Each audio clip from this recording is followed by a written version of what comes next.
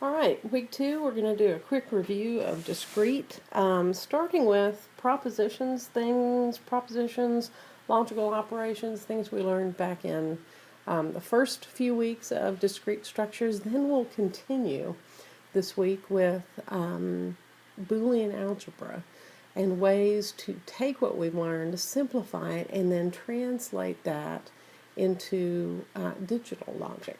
So let's do a quick review. Logical operations. In 2350, we covered several: not, and, or, exclusive or, implication or conditional, and then biconditional, or if and only if.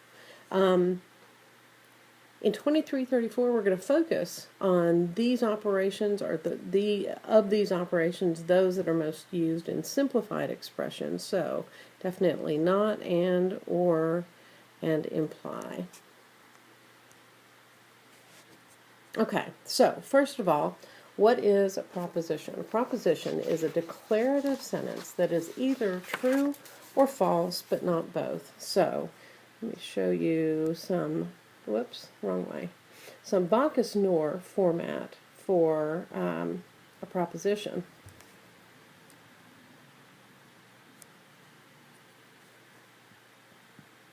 So we said a proposition is a declarative statement that is either true or false, but not both. We also said in 2350 that we could use an identifier like P or Q or R or something like that to represent a declarative sentence that is either true or false, but not both. But we can also chain these together or connect them using those logical operatives to come up with compound propositions. So, not P, or P and Q, or P or Q, P implies Q. So, the problem was we wanted to find out how do we take that and show that one of these propositions, compound propositions, is true. True in every state in which it's well defined. So let's do a quick review of what the truth tables for these looks like. True, true.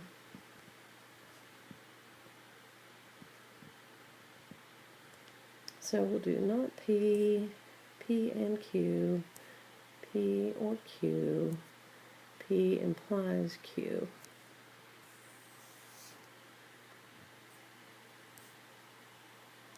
So, not, or complement, is going to take whatever state P is and complement it. So if it's true, it becomes false, and if it's false, it becomes true. We said that conjunction, or and, is true only when both operands are true, false otherwise. We said disjunction is true in every state in which it's well defined, except the state where both of its operatives or operands are false. And then finally, for implication, we said that it is true in every state except when the hypothesis is true and the conclusion is false. True in every other state. Remember, implication should not be confused with our English sense of causality, or cause and effect.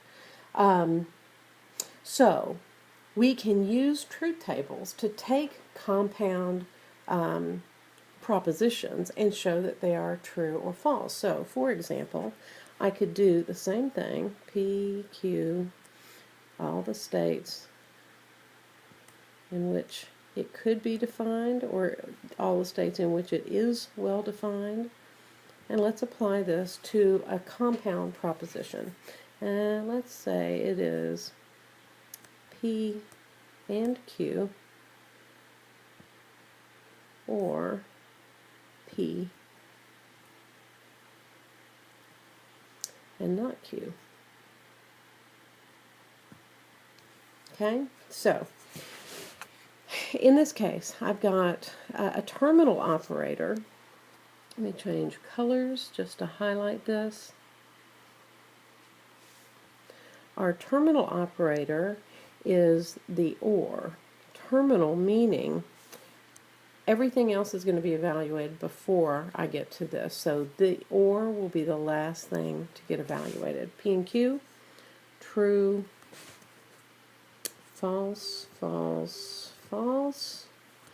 P and not Q is going to be false, true, whoops, sorry about the writing,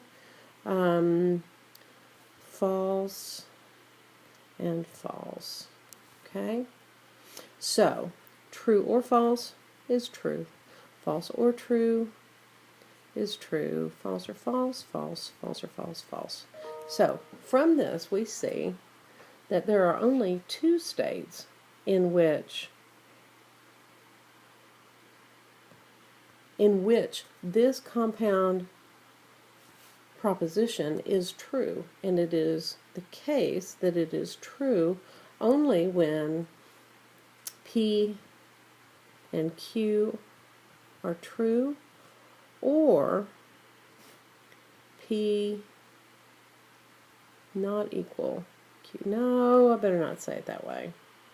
Let's say P is true, Q is false. Okay? That's going to become important to us a little bit later on. All right, let's keep going.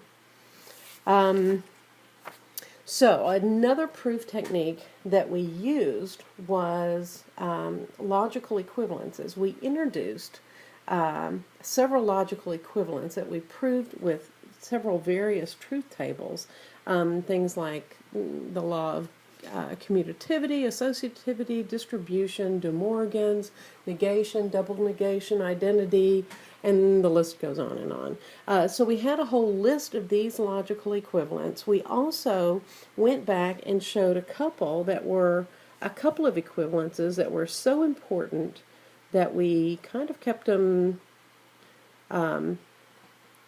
handy, if you will, because they come into play an awful lot. So we said that it is often the case that we want to show that two compound propositions are logically equivalent. They're logically equivalent if I can show that P implies Q and Q implies P is true in every state in which it's well defined, in all states. Let me just say that. And we show logical equivalences by P logically equivalent to Q. So let me show you a truth table for something that we'll use a lot, and I'll talk a little bit about why we use this one so much. P implies Q. We want to show that logically equivalent to not P or Q. This is called, because it's used so frequently, the law of implication. False, true, false, false. So, again, this is not a logical operator. So we are evaluating two logical or compound propositions, and I want to see, are they equivalent in all states? So P implies Q, we said that that's true in all states except when true implies false. Not P, false or true is true, false or false is false, true or true is true, true or false, is also true. So we see that these two are equivalent, so we can say these two propositions are equivalent. Why is that important? Here's the reason why. When you are taking a client's English statement and trying to translate that into something that an expression that the computer can evaluate, you have to be able to show that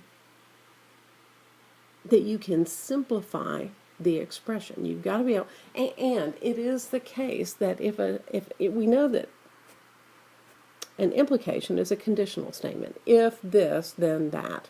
If my accounts due balance is positive, then let's do this. But we don't have, you have not seen, because it doesn't exist, an operator for implies. So it is really important for us to come up with something that is logically equivalent to a conditional statement. So now that we have shown that this is true using a truth table, we say that the law of implication is a law we can use. All right, based on that, let's do an actual equivalency. And here it says show, PowerPoint doesn't like my little sign, so let's change my knots into real knots. Okay? All right, show that this is logically equivalent to that. So what we do is we start with the left-hand side. What we want to end up with is the right-hand side. So first I say, and let's wipe it so we have a clean slate. So let's start with this and say this. And here what I'm going to do is I'm going to use the various laws of equivalences to go step by step, using then the law of transitivity to say that if A equals B and B equals C, then A equals C. So we'll do the same thing here. So first thing I'm going to do is I'm going to use De Morgan's law to factor this not out. So this statement is, this left-hand statement here is equivalent to the following. Not P, not or is and then not everything else. Not P and Q. And I can do that because of the first or second of De Morgan's laws. Well, I'm going to use De Morgan's law again and simplify that portion of this and say this is equivalent to not P or not Q. Again, De Morgan. Okay, and then I'm going to simplify this and say that is equivalent to P and P or not Q using double negation.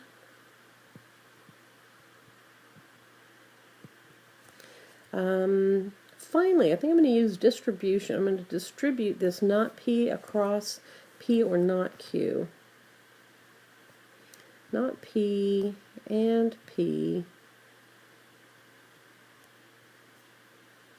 or not P and not Q. So I know I'm getting close when I start to see what I'm looking for showing up in part of this, okay? Well, turns out that P and not P can be simplified true and not true. We said that can never be true, so that is always false. Why? Because of the law of negation. So, negation. Finally, false or anything. That whole statement is going to rely on the anything. False or anything means that this will depend on if the anything is either true or false. So this simplifies to not P and not Q because of identity. Okay? So, truth tables and logical or proof by logical equivalences gives us two of the proof methods that we first looked at. But let's remember why it was so important in the first place for us to learn these. And I'll talk about a couple of these, and then I'll write down one of them because it's really the heart of what we're going to be getting to in this week. So first of all, proof methods are a critical tool for a computer scientist when they're understanding and constructing correct mathematical arguments. You've got to translate what your client needs into expressions that can be evaluated. Propositional logic or predicate logic are a couple of ways to do that, but you've got to be able to prove that your statements can be true, that when you evaluate the expressions coming from those statements, you'll come up with essentially a program that will run correctly. And then thirdly, finally, and this is probably the most important part of what we're going to be doing this week, these proof methods provide mechanisms to simplify expressions. So if we went back and looked at that, we'd notice that we went from something that had 1, 2, 3, 4 expression or 4 operations to something that had 3 operations. Not a big savings, but if I save 25% of the operations in every iteration, that's a good savings. So when we say simplified, we mean fewer operations. So we want to simplify expressions because we want fewer operations. Fewer operations means fewer signals going to fewer logic gates and fewer expressions being evaluated. Okay, so let's translate. There was the case that in the late 1930s, it was discovered that you could take Boolean algebra and apply it to the building of digital circuits. And that's what we're going to essentially build to, but again, let's start with some basics. Go back and kind of redefine terms here just so we get used to a new notation for these. We said 3 operations in Boolean algebra are complement, Boolean sum, Boolean product. Complement, the way we were used to writing it, not true is false, not false is true. In Boolean shorthand, we say one complement is false, false complement is true. Okay? Boolean sum, we learned that this is the same as 1 or 1. Well, true or true is true, true or false, still true, false or true, true, false, or false, false. The shorthand for the Boolean sum is going to be a plus sign. So 1 plus 1 is 1, 1 plus 0 is 1, 0 plus 1 is 1, 0 plus 0, whoops, is also 0. Okay, so remember, in this case, the plus sign does not mean addition. We are using it to represent a Boolean sum or a disjunction.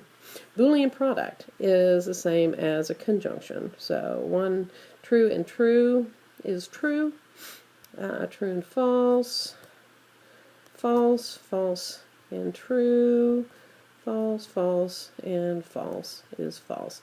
This I can show either with a dot or with nothing. So I could say 1.1 is 1, or I could say 1, 1 is 1, 1, 0 is 0, 0, 1 is 0, 0, 0 is 0. Again, I can remove this dot. I can eliminate it just as we do in algebraic products. So instead of saying x, maybe not x.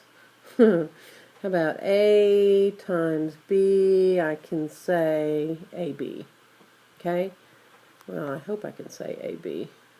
In the same way, I can write a Boolean product without the dot. Okay. Now that we've done that, let's look at an example. I want to take a Boolean function, f is a function of x, y, and z, where it is equivalent to x and y or not z. And that's what this is here. So we want to find the values of the Boolean function. That means we're going to evaluate it. Well, let's evaluate it first with a truth table. X, y, or not z. Alright. See how good my drawing gets with this stylus now that we've got 3 identifiers. We can do it. But we'll use in this case, since we're going or trying to make our transition to digital logic using Boolean algebra, I'm going to use ones and zeros or high and low voltage instead of trues and falses. So, true, true, true, true, true, false, true, false, true, true, false, false, false. I know, isn't it hideous to listen to somebody saying this the whole time? Well, I'll try to do better. Okay, so here it is. In this case, I've got x and y and not z. Order of operations says that the disjunction is going to be my terminal operator. So that's really what I'm looking for. So let's evaluate the two sides of this operator first. X and y. 1 and 1 is 1. 1. 1 and 0, 0, 0. 0 and anything is 0. Okay? And then not z. Well, z is just the complement of what it is. And now, disjunction. 1 or 0, 1. 1 or 1, 1. 0, 0, 0. 0 or 1, 1. 0, 1, 0, 1. So, there's the final evaluation of the truth table. A couple things I want to show you real quick. First of all, I can say that the Boolean function f is true only if x, y, and z are in the following states. So x, y, and z are in that state or that state. And here what I'm looking at, guys, is again, when is this true? When is the final evaluation of that terminal operator true? Because when that's true, the entire thing is true. So f is going to be true in any of these states. So f is true when, and I'm going to do this in our simplified Boolean algebra and say x, y, and z true, or x, y, and not z are true, or x, not y, not z, or not x, y, not z, or, and finally, not x, not y, and not z. Guys, this is called the Boolean, or the sum of, the sum of products. It is a sum of the minimum terms, or under what conditions is the function f true in every state in which it's well defined. And it's true either when this is true, or this, or this, or this, or this. So we're just restating what we would say in English. But the form we're using is really important here because, first off, before we do anything else, let me just show you something real quick. Do you see that this is an expression of 1, 2, 3, 4 disjunctions? Okay? So any one of them can be true. But I also have, if I look at the first two terms right here, I could simplify that. I could use distribution and simplify that to xy. Okay? That's what we're going to get to. Don't worry, I'm not going to not tell you how to do that, but that's what we'll get to next time. Okay, let's do just one more of these and we'll call it a video lecture. All right. So here we have a Boolean expression that represents two different functions. Let's look at these one at a time. First, f of x, y, z is true when, in what condition? Well, when I look at this, it is true only in this condition. So, x, not y, x and not y and z. So, that is the Boolean expression that represents the function. Now, let's do the same thing and look at g. Let's clear off some of this stuff and look at g. For g, we notice that G is true in a couple of situations. So we'll look at those and we'll say that G of X, Y, and Z is true when X and Y and not Z, or not X, Y, and not Z. So that is the Boolean sum of products expansion for this expression. All right, that's it for today.